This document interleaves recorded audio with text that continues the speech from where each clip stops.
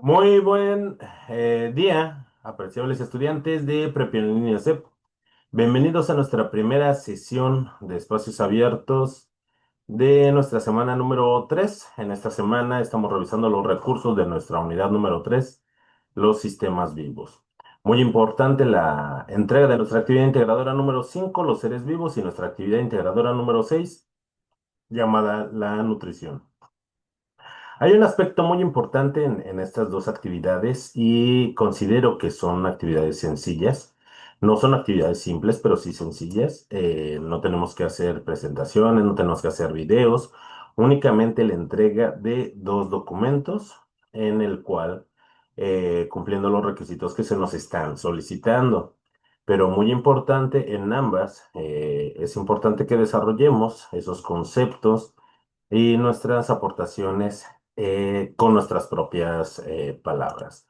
Ahora bien, si tienen alguna duda en particular, algún comentario, una sugerencia, pueden tomar directamente el audio de esta plataforma en la sesión del día de hoy y realizar directamente su pregunta, o bien escribirnos por medio del chat de esta plataforma.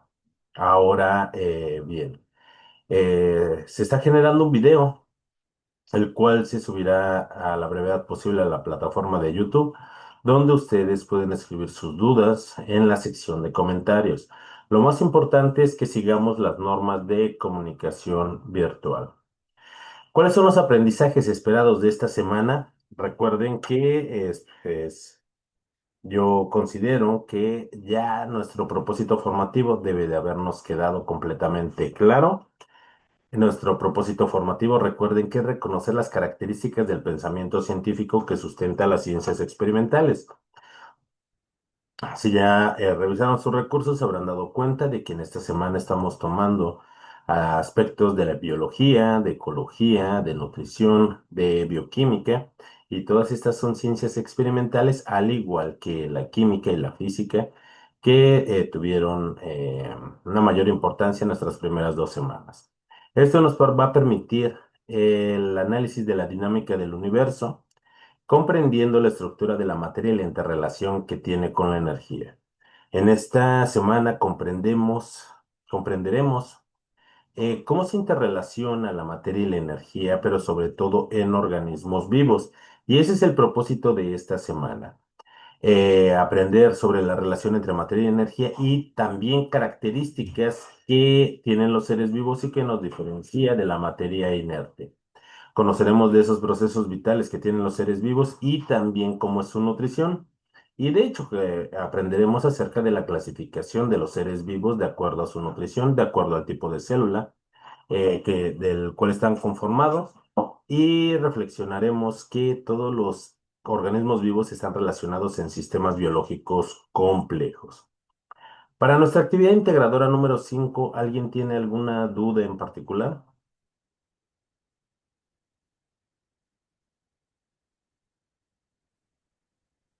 Bien, nuestra actividad integradora 5 nos indica, permítame un segundo.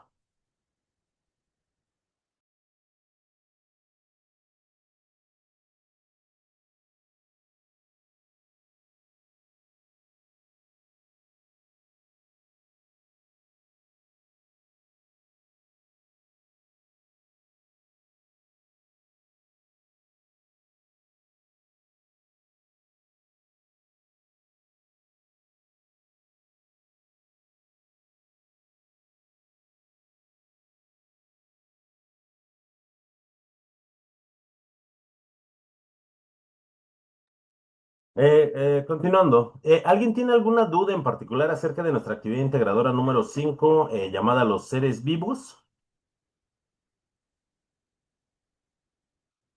Ok, bueno, gracias, gracias.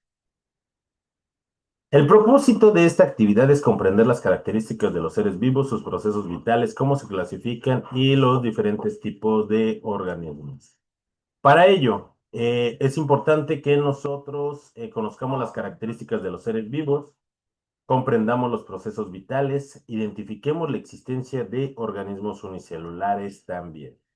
¿Qué es lo que vamos a entregar? Como les comentaba al inicio de esta sesión, vamos a entregar un documento en un procesador de textos que contenga las características de los seres vivos, sus procesos vitales, las diferencias entre organismos unicelulares y pluricelulares y algunos ejemplos de organismos tanto unicelulares como pluricelulares que tengan una aplicación en la industria farmacéutica. Para ello, vamos a integrar una portada con nuestros datos de identificación. Para nuestra actividad integradora número 6 no se nos solicita el que tengamos que integrar una portada en nuestro documento. No obstante, les recomiendo que a todas las actividades que ustedes entregan, les coloquen una portada, porque ello demuestra una mayor formalidad en la entrega de nuestras actividades y le da una mejor presentación. Sea o no evaluable, usted reflejaría el trabajo que ustedes dediquen a sus actividades y con una mejor presentación.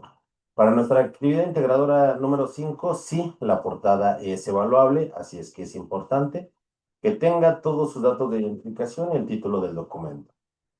Van a crear una portada en la cual ustedes van a describir con sus propias palabras las 8 características que tienen todos los seres vivos y que nos diferencia de la materia inerte. Estas 8 características son fundamentales a todos los seres vivos, independientemente si es un organismo pluricelular, unicelular, un organismo acuático, terrestre, una planta, un hongo, un mamífero, un insecto, un pez. eh, Todos poseemos estas 8 características. ¿Es posible que algunos seres vivos posean más características? Claro que sí, pero estas 8 características son fundamentales a todos los seres vivos. ¿Ok? Primero, vamos a describir en un párrafo de 8 a 10 renglones. eh, Perdón.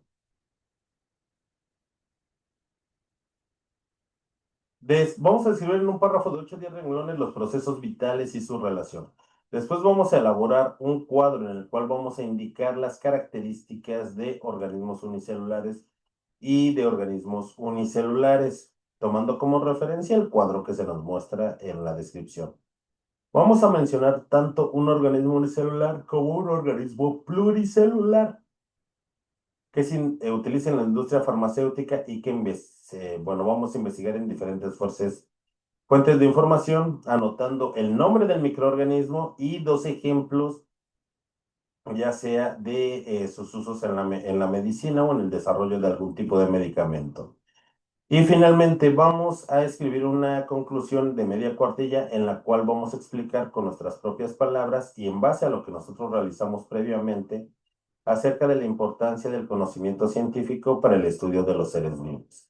Es muy importante que guardemos nuestra actividad con la siguiente nomenclatura: nuestros apellidos, guión bajo, nuestro nombre y la clave de esta actividad es M14, S3, A y 5. Para esto, ¿cuáles son esas características o propiedades que hacen que los seres vivos nos diferenciemos de la materia inerte? Son 8 características fundamentales que tienen todos los seres vivos. Los seres vivos tienen una estructura altamente organizada. Tienen partes especializadas y coordinadas. Por ejemplo, unas tijeras o unas pinzas, claro que tienen una estructura. ¿Tienen partes coordinadas? Claro que sí. Partes especializadas. Hay pinzas que son para corte, por ejemplo, hay pinzas que son para amarre, para seccionar, pero su estructura es muy simple, a diferencia de la estructura de los seres vivos, que es extraordinariamente compleja. La siguiente característica es su nivel de organización. La materia inerte tiene una organización, por supuesto que sí, pero no es tan compleja como la de los seres vivos, ya que los seres vivos se conforman a partir de la unidad funcional de la vida, que es la célula. Una célula funcional e independiente es un organismo vivo. Es un organismo vivo unicelular, como lo son las bacterias, como lo son algunos hongos. Y los organismos que constan de dos o más células son organismos pluricelulares. Es decir, son todavía, tienen un nivel de organización mucho más compleja y más adelante abordaré y desarrollar este punto. La materia inerte cuenta con una estructura y un nivel de organización, por supuesto que sí, pero es muy sencillo, a diferencia de los organismos biológicos. El metabolismo. ¿Qué es el metabolismo? Es un conjunto de reacciones químicas que se llevan a cabo en los organismos vivos. Y este hecho hace que se le llamen reacciones biológicas. Muchas de estas reacciones sirven para la obtención de energía para el propio sostenimiento de la vida, para nuestros propios procesos biológicos. Y las demás reacciones sirven para lo que es una estructura celular, para nuestro mantenimiento, desarrollo, para nuestro crecimiento. De aquí que el metabolismo se clasifique de acuerdo a las reacciones que se estén llevando a cabo como anabolismo. El anabolismo son un conjunto de reacciones que nos permiten a los seres vivos crecer y desarrollarnos. Y el catabolismo, que son el conjunto de estas reacciones que nos permite poder extraer energía del medio, o bien a través de los nutrientes. Y esto es lo que es el metabolismo. La materia inerte posee metabolismo. No, no posee metabolismo. La siguiente característica es la homeostasis. La homeostasis es la capacidad que tienen los seres vivos para regular su ambiente interno. Esta también es una característica que tienen los seres vivos y la materia inerte no tiene.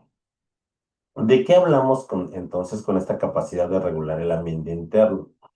Los seres vivos necesitan un ambiente interno controlado a temperatura, a compresión, con el contenido de sólidos o de iones, con un contenido de agua, y todo esto juega un equilibrio muy importante. Por ejemplo, en el ser humano, nuestra temperatura corporal es entre 36,5 y 37 grados, la temperatura promedio. A esa temperatura nuestras reacciones se llevan a cabo de forma adecuada. Es a la temperatura a la cual nuestro cuerpo funciona. Si mi cuerpo se eleva en 1 grado centígrado, empezaré a presentar una febrícula, cansancio, somnolencia. Si mi temperatura sube 2 grados, estaré presentando una fiebre, estaré presentando un dolor de articulaciones, sudoración, malestar. Pero si mi temperatura sube en 3 grados, estaré poniendo en grave riesgo mi vida. ¿Por qué? Porque las reacciones biológicas necesarias para este equilibrio ya no se están llevando a cabo en un rango razonable. Así es que apenas y con 3 grados de aumento de temperatura, pues yo estaría incluso en riesgo de perder mi vida. Por ejemplo, si mi temperatura baja, si entra en un proceso de hipotermia, ese proceso también es bastante peligroso. ¿Por qué? Porque los procesos de hipotermia, mi cuerpo va a reservar el flujo sanguíneo y el calor para los órganos más importantes. Entonces va a cortar el flujo hacia lo que son mis extremidades, hacia mis manos, hacia mis pies. Se empiezan a poner pálidos, se empiezan a poner de color azul, hasta que puede llegar a un punto irreversible donde empiece ya a cambiar la coloración, un color oscuro, presentar gangrena e inutilizar la extremidad en casos de hipotermia o de baja temperatura increíblemente severos. No todos los seres vivos funcionan a la misma temperatura. Por ejemplo, las gallinas funcionan o tienen una temperatura por arriba de los 40 grados. Los animales de sangre fría tienen un rango muy amplio de temperatura en el cual pueden funcionar. Y de esta forma, al menos en los procesos de regulación de temperatura, son procesos homeostáticos muy importantes. Respecto por ejemplo, el crecimiento y desarrollo, los seres vivos presentan un crecimiento regulado. ¿La materia inerte puede crecer? No. La materia inerte no tiene esa capacidad para poder crecer. Mientras que los seres vivos sí. Vemos el caso, por ejemplo, de un animal, un oso. Un oso nace como un pequeño sesno, está al cuidado de su madre, empieza a desarrollarse durante los primeros 2 años de vida hasta que se convierte en un organismo adulto y capaz de procrear también su propia familia. Por ejemplo, una planta, si nosotros tenemos una semilla y la sembramos, vamos a observar un crecimiento. Primero el germinado, después una pequeña plántula, después un arbusto de la planta. Y si es de un tronco leñoso, podríamos observar incluso hasta el crecimiento de un árbol. Todos los organismos vivos presentan un crecimiento regulado. Por ejemplo, ya para finalizar este punto, una piedra puede estar en una misma posición durante millones de años y no va a ocurrir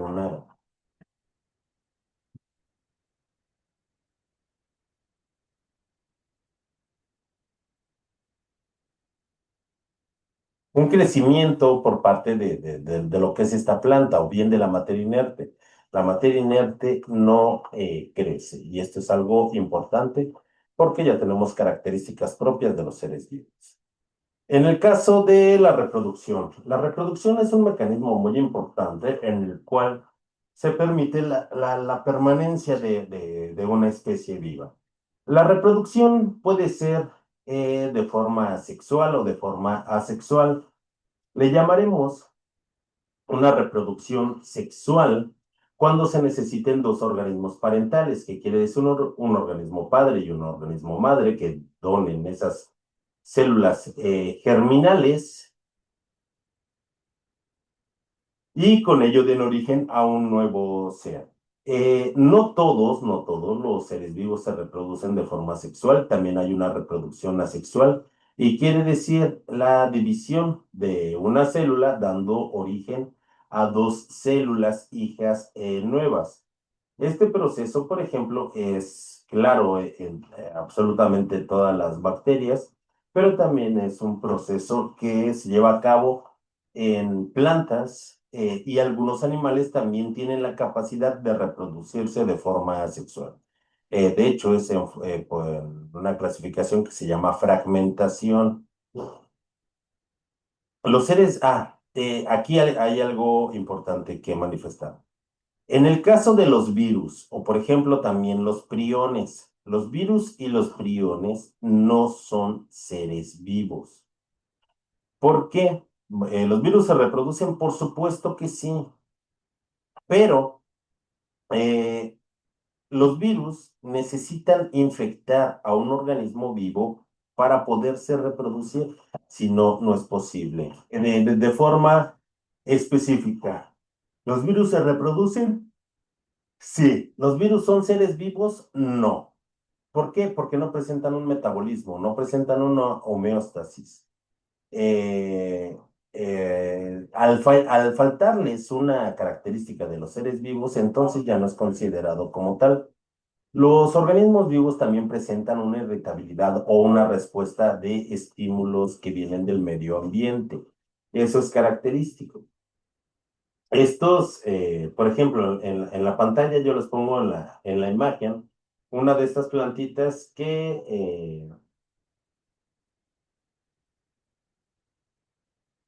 por ejemplo, cuando se tocan, se pliegan sus foliolos y esto como un mecanismo de supervivencia, quizá crea que es una oruga y se pliegue para no ser devorada.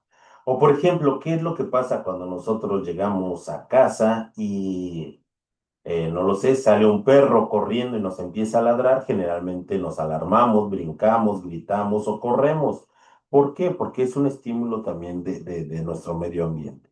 Por ejemplo, los girasoles y muchas otras plantas van siguiendo la trayectoria del sol en el firmamento ¿Para qué? Como un estímulo. Si en los días nublados realmente no existe ese movimiento, ese seguimiento, pero los días que son nublados sí, y es como parte de esa respuesta que tiene a los estímulos del medio ambiente. Finalmente, los seres vivos se adaptan, los seres vivos se integran dentro de poblaciones. Estas poblaciones de los mismos individuos que a su vez nos integramos dentro de comunidades con otros seres vivos. Por ejemplo, tal vez en la tarde veamos en las paredes de nuestra casa que va corriendo, no lo sé, una lagartija o ya observamos una araña que se metió a la casa. Nosotros convivimos con otros seres vivos. Tal vez tengamos un perro, un gato de mascota, una tortuga. Es importante porque Porque nos adaptamos en comunidades y cuando llega a existir alguna competencia por los recursos, solo aquellas especies que estén más adaptadas van a poder perdurar, reproducirse y preservar esos genes. A ello le llamamos evolución cuando se presenta en gran parte de una población dentro de comunidades. Las comunidades son muchos tipos de seres vivos que se encuentran dentro de un mismo lugar. Ahora, ¿cuáles son esos procesos vitales que tienen los seres vivos y que la materia inerte no los tiene? Pues llevan a cabo una reproducción y como comenté hace un momento, la reproducción puede ser sexual o bien puede ser asexual. Cuando ocurren procesos de división, como en el caso de las bacterias, es una forma asexual, pero en el caso de la mayoría de los animales, las plantas también llevan a cabo una reproducción sexual. Respecto de la nutrición, y es un punto muy importante que retomaremos para nuestra actividad integradora número 6. La nutrición que llevan a cabo los seres vivos, bueno, esta función vital va a depender del tipo de ser vivo que sea. Los organismos, de acuerdo a cómo se nutren, los clasificamos como organismos fotótrofos y o que son autótrofos de forma general y organismos heterótrofos. Un organismo autótrofo nos indica que es un organismo que tiene la capacidad de sintetizar todas las sustancias que necesite. Los organismos heterótrofos no tenemos esa capacidad para sintetizar todas las sustancias que nosotros necesitamos.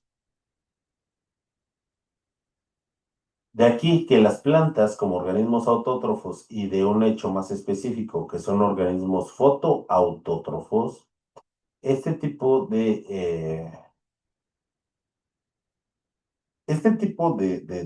nutrición les permite, más adelante lo conoceremos, ser organismos productores. En el caso de la nutrición heterótrofa, organismos heterótrofos como los humanos y todos los animales, el resto de los seres vivos, a diferencia de todas las plantas y también una pequeña parte de algunas bacterias, de los cientos de miles que se han identificado hasta el día de hoy, bueno, para ello es importante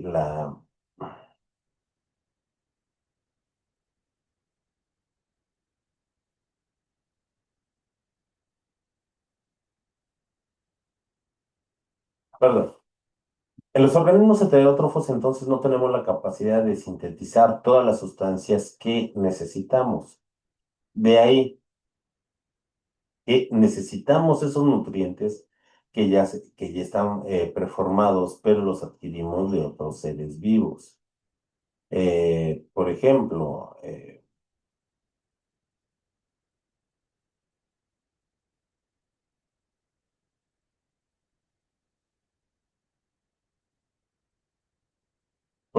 les mencionaba que el porcentaje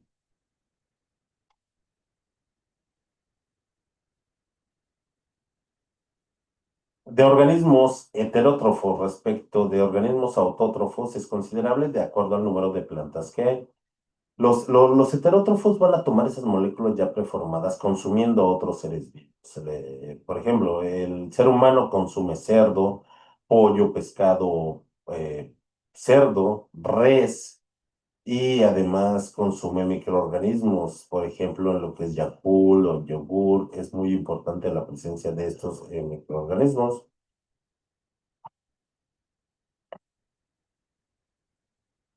Y con ello tomamos esas moléculas ya preformadas que necesitamos porque carecemos esa facultad para poder sintetizar todo lo que necesitamos. Los seres vivos presentan un metabolismo, entendiendo que es ese conjunto de reacciones biológicas que se llevan a cabo dentro de lo que es un ser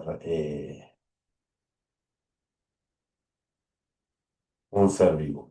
Mientras que, si bien parte del metabolismo nos permite nuestro crecimiento, hay otra parte del metabolismo que nos permite el mantenimiento celular, el crecer y desarrollarnos. De ahí que dividamos el metabolismo como una fase catabólica que nos permite la extracción de energía a través del medio o bien de las sustancias de nuestros alimentos y otra parte anabólica que nos permite seguir creciendo, desarrollarnos. eh,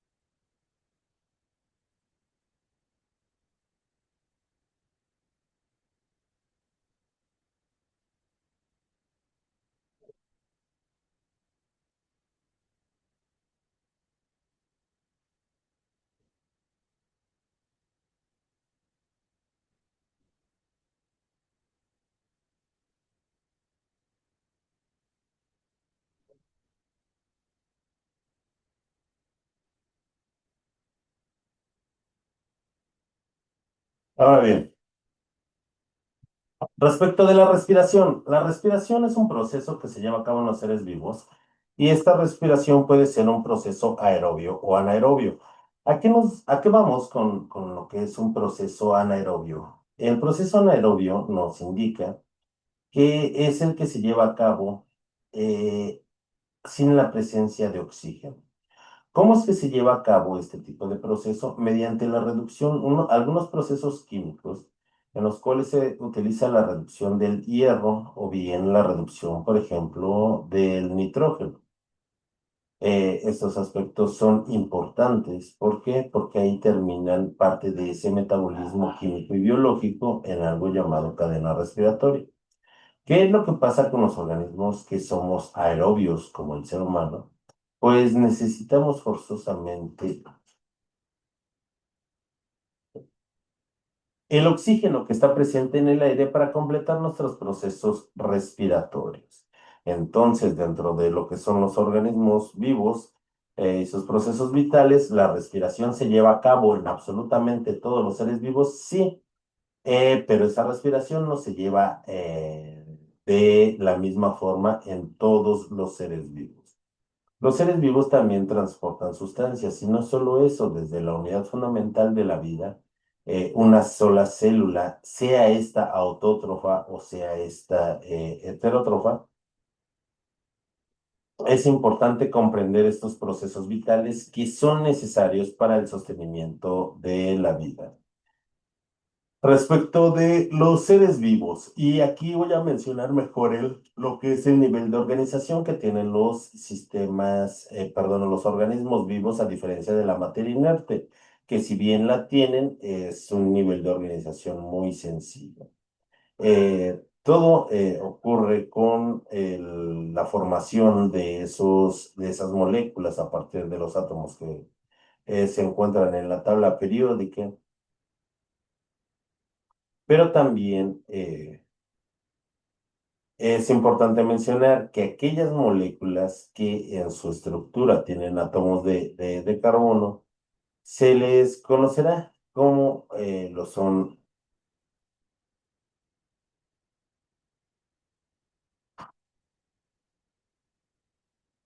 Dentro de las reacciones químicas para formar biomoléculas a partir de estas moléculas hechas a base de carbono, en lo que se le van a llamar biomoléculas. Y las biomoléculas son la base para la construcción de lo que son entre otras sustancias como cofactores u orgánulos especializados que conforman una célula. Recuerden, si solamente tenemos una célula funcional, la vamos a considerar como y es un organismo vivo, si es que estos orgánulos celulares se acoplan dentro de lo que son las funciones de una célula. Una célula autónoma e independiente es un organismo de tipo unicelular. Para los demás tipos de organismos que están formados por dos o más células, si éstas tienen la misma función, eso podría o puede hacer que conformen tejidos. Los tejidos a su vez conforman órganos y los órganos se acoplan con otros órganos, ya sea si estos son de origen.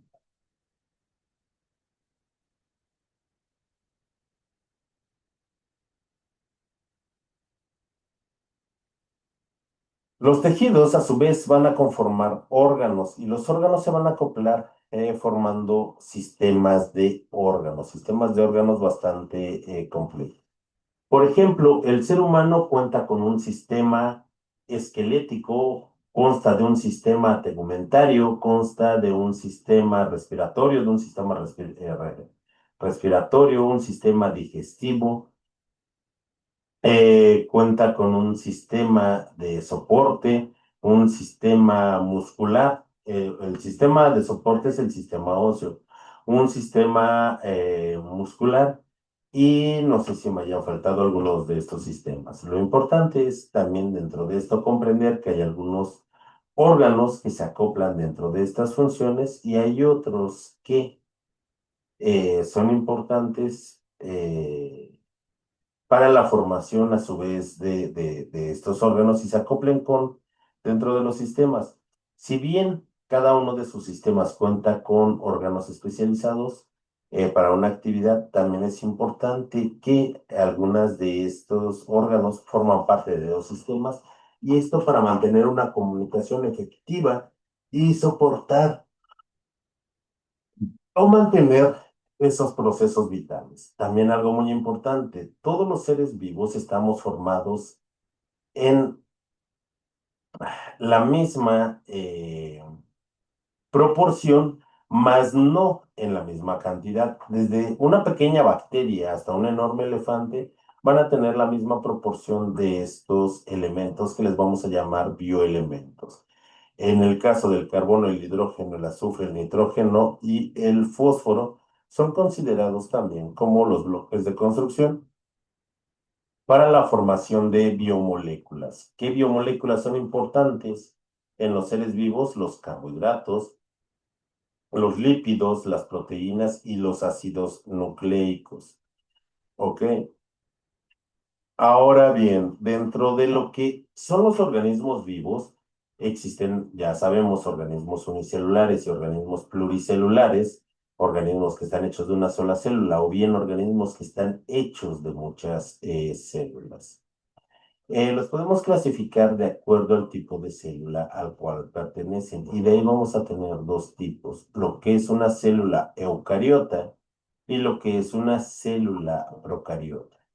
Las células procariotas son células menos evolucionadas. ¿Por qué? ¿Qué características tienen? Una de las características principales es que las células que conforman a estos seres vivos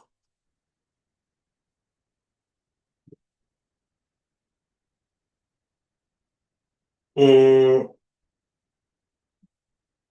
no cuentan con un núcleo.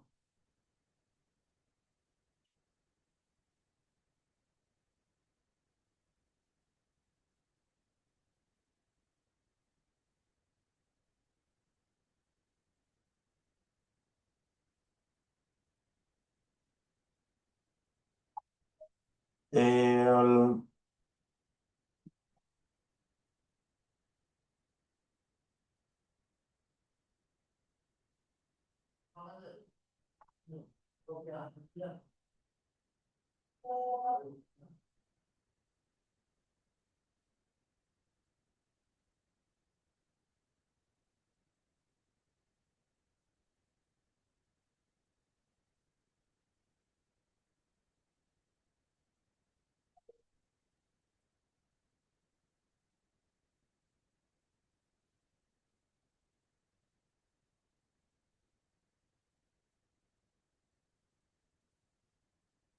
Al no contar con un núcleo, hace que el DNA se encuentre esparcido en todo lo que es el citoplasma. Eh, Tampoco cuentan con algunos organelos que sí cuentan otro tipo de células como las células eucariotas. Esto va a conformar principalmente a lo que son las células de lo que son las bacterias. A diferencia de lo que son las células eucariotas, también hay diferencias importantes. El tamaño de las células procariotas son células muy pequeñas. Las células eucariotas son células más grandes. Cuentan con un núcleo celular, cuentan con algunos orgánulos especializados. Al contar con un núcleo, esto es muy importante porque esta es la principal diferencia. El DNA se encuentra dentro del núcleo formando lo que son los cromosomas dentro de cromatines. Eh, en general, las células eucariotas presentan ese núcleo definido. El DNA se encuentra dentro de estructuras llamadas cromosomas. Pueden presentar una pared celular, además de lo que es la membrana plasmática, o bien carecer de ella. Son generalmente aerobios, se pueden reproducir por procesos que se llevan a cabo como lo es la mitosis y la meiosis. son tanto organismos autótrofos como organismos heterótrofos, quienes son eucariotas. En el caso de los procariotas, el tamaño del celular es muy pequeño, no presentan un núcleo definido. Eh, el DNA se encuentra dentro de lo que es el citoplasma, presentan una membrana celular y pueden tener una pared celular externa. Pueden presentar ribosomas, que son quienes sintetizan lo que son las proteínas. Pueden existir en ausencia de oxígeno, los que los hace también a algunos, no a todos, como organismos anaerobios. También los podemos encontrar en lugares muy extremos, a lo cual se les llama también organismos extremófilos, y algunos bueno, prácticamente todos, como en el caso de las bacterias, todos se reproducen de forma sexual y tienen una forma particular y se les llama bipartición. En el caso de lo que son los organismos pluricelulares, recuerden, los organismos unicelulares solamente están formados por una sola célula. Los organismos pluricelulares están hechos de muchas células y todos los organismos pluricelulares son organismos eucariotas. Como habíamos explicado el nivel de organización hace un momento. Las biomoléculas van a formar orgánulos celulares, los orgánulos celulares van a formar células, las células forman tejidos, que a su vez forman órganos, se acoplan con otros órganos formando sistemas para formar un organismo biológico complejo.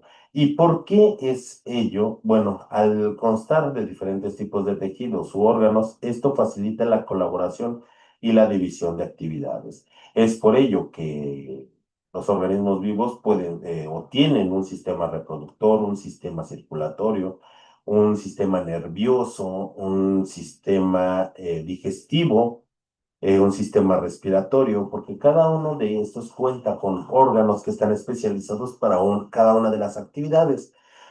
No obstante, también guardan una estrecha relación de colaboración entre los diferentes sistemas. De aquí que los organismos unicelulares podemos decir que están formados por una sola célula.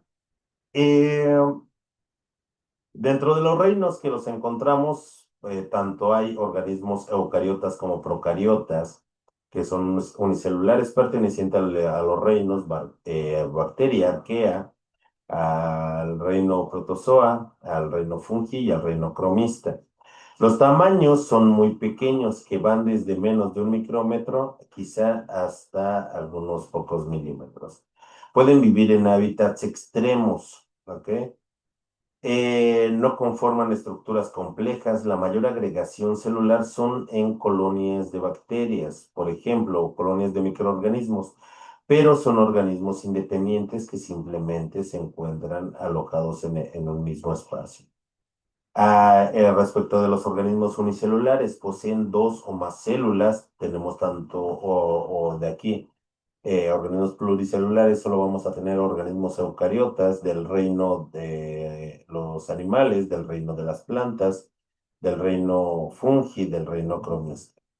Pueden ser tanto microscópicos como macroscópicos, generalmente no viven en hábitats extremos y cuentan con una alta especialización celular debido a la formación de órganos. Una parte también muy importante de esta actividad es que podamos describir tanto un organismo unicelular como un organismo pluricelular que sean importantes en la industria farmacéutica y que tengan una aplicación en la medicina. Por ejemplo, existen algunos organismos microscópicos unicelulares, como en el caso de bacterias, como en el caso de hongos, que nos ayudan a producir sustancias como hormonas de crecimiento, ayudan a producir hormonas, proteínas recombinantes, podemos producir a partir de ellos también, por ejemplo, a partir de penicillium, podemos obtener antibióticos como la penicilina o la ampicilina, eh, antibióticos como el cloranfenicol o la tetraciclina. Y respecto de los organismos pluricelulares, son muy importantes. Yo les pongo el ejemplo ahí de un cangrejo herradura. Este es muy importante y solamente vive en las costas de Japón y en las costas de la península de Yucatán. Este tipo de cangrejo tiene una característica de que su sangre es color azul debido a una sustancia que se llama hemolinfa. Esta sustancia es muy importante, por ejemplo, para el tratamiento experimental de algunos tipos de cáncer, también para el desarrollo del tratamiento de los astronautas que han estado mucho tiempo en el espacio y sufren descalcificación. Estos procesos son, bueno, este tipo de productos se pueden obtener a partir de la hemolinfa. Pero, por ejemplo, también a través de las plantas, y todas las plantas son organismos pluricelulares. Se pueden obtener principios activos para medicamentos como el ácido acetil salicílico, diferentes tipos de alcanfores, flavonoides, saponinas, que son importantes. En fin, es importante que nosotros identifiquemos tanto un organismo unicelular y pluricelular y a partir de estos realicemos una investigación para saber qué aportes dentro de la industria farmacéutica y el desarrollo de medicamentos utilizados en la medicina pueden ser útiles y se obtengan a través de esto. Y finalmente, para el cierre de nuestra actividad integradora número 5, es importante describir acerca del conocimiento científico. Nosotros la semana pasada conocimos el método científico experimental y el método científico experimental nos dice que al aplicarlo y obtener resultados de forma sistemática, podemos obtener nosotros ese conocimiento científico. ¿Y para qué nos lleva? Para describir esos fenómenos naturales. A partir de ello se descubrió la aceleración de la gravedad, fenómenos como el magnetismo, pero hoy en día, ¿qué campo de aplicación tiene? Tal vez algún investigador observe un problema, por ejemplo, que haya una mayor desertificación de los bosques, un aumento en la temperatura de los océanos, una disminución, por ejemplo, de peces en un lago, y entonces empiece a realizar primero su planteamiento. ¿A qué se deberá la ausencia de peces en un lago o una disminución? Tal vez empiece a realizar sus experimentaciones y en su hipótesis, él plantea que quizás se deba a los contaminantes presentes en el agua o que tal vez sea por un organismo invasor que esté desplazando la fauna natural. Al aplicar sus métodos y llegar a las conclusiones, va a poder generar conocimiento específico a través de un hecho que sea observable. La importancia de aplicar el método científico es de que es reproducible. Cualquier científico o ustedes que quieran reproducir un experimento, lo podrá hacer y algo importante es que llegaremos a las mismas conclusiones.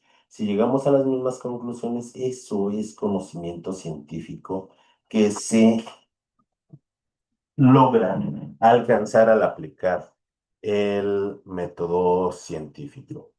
Ahora bien, nuevamente creo que ya nos ganó el tiempo.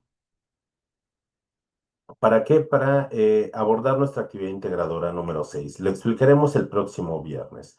Un gusto haber estado con ustedes. Fernanda, muy bonita tarde. Mariana, un gusto que se haya conectado. Hasta luego. Nos vemos el próximo viernes. Adiós.